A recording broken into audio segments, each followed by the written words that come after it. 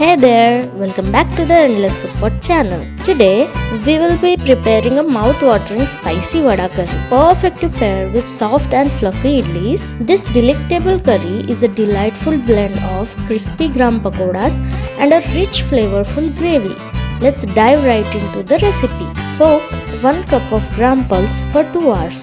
Grind soaked gram pulse with 3 to 4 dry red chilies, a teaspoon of fennel seeds, and salt to taste into a coarse thick batter.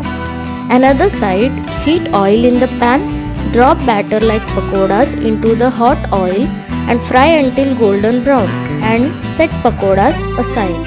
In a separate pan, heat oil and add a teaspoon of cumin seeds, a bay leaf, 2 cinnamon sticks, a cardamom, 3 cloves, 3 peppercorns, a tablespoon of fennel seeds, and 2 finely chopped onions.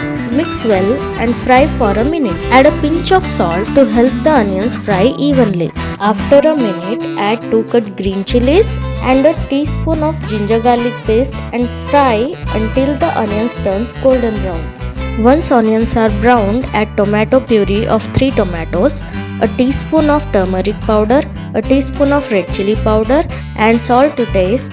Remember, we already have salt in pakodas. Add a teaspoon of coriander powder. Mix and continue cooking for a couple of minutes. Stir in a teaspoon of garam masala and cook for an additional 2 minutes.